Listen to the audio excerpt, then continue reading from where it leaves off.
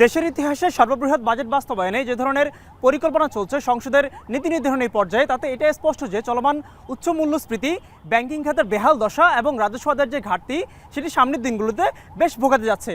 আছে বিদেশি ঋণের বাড়তি বোঝাও। তবে রাষ্ট্র মেরামতের ক্ষেত্রে যে ধরনের আলাপচারিতা চলছে এই সংসদে, তা বাস্তবায়নে তৈরি হয়েছে নতুন অনিশ্চয়তা।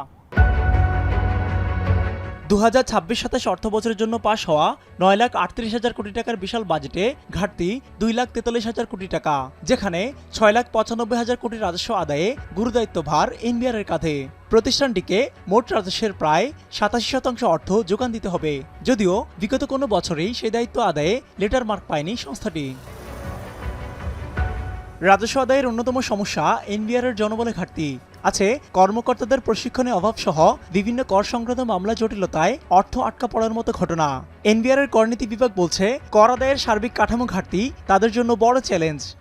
কমপ্লিটলি আমরা ডিজিটালাইজেশন করে ফেলতে পারি এবং ব্যাংক থেকে শুরু করে বিভিন্ন অর্গানাইজেশনের শুরু করে বিভিন্ন স্বায়ত্তশাসিত প্রতিষ্ঠান এবং সরকারের বিভিন্ন উইংয়ের সাথে আমরা যদি ইন্টার কানেক্টিভিটিটাকে আরও বেশি সমৃদ্ধ করতে পারি, আমাদের মনে হয় 5 বছরের ভিতরে আমরা কমপ্লিট ডিজিটালাইজেশনে যেতে পারবো বলে আমার কাছে মনে হয়। Government is very serious.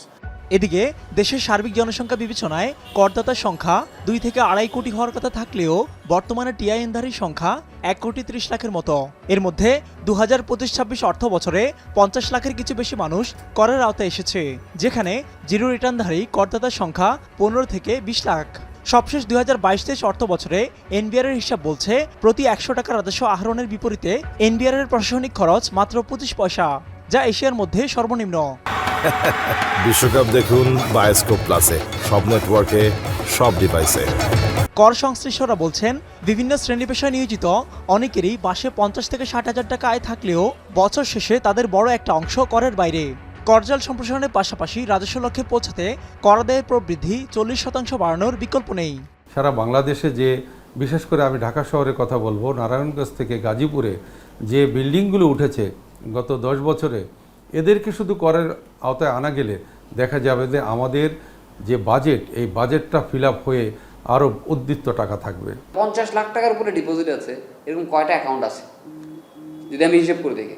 যদি দেখি যে না আমার 1 কোটির উপরে অ্যাকাউন্ট আছে যাদের এই থ্রেশহোল্ড পার হয়ে গেছে, তাতে আমার তো অ্যাটলিস্ট 1 কোটি করদাতা আমার থাকার কথা। অন্য অ্যাসেট বাদ দিলাম, ল্যান্ড বাদ দিলাম, বিল্ডিং বাদ দিলাম, গোল্ড বাদ দিলাম, মিনিমাম লেভেলে তো এটা থাকা উচিত। এই ডাটাগুলো আসলে কোথাও অ্যাভেলেবেল নাই, থাকলেও সেগুলো ইন্টিগ্রেটেড না। এনবিআরের সাবেক চেয়ারম্যান মনে করেন, মানুষের আয় বাড়ানো ছাড়া করজাল সম্প্রসারণ ভাবনা খুব একটা কাজে আসবে না।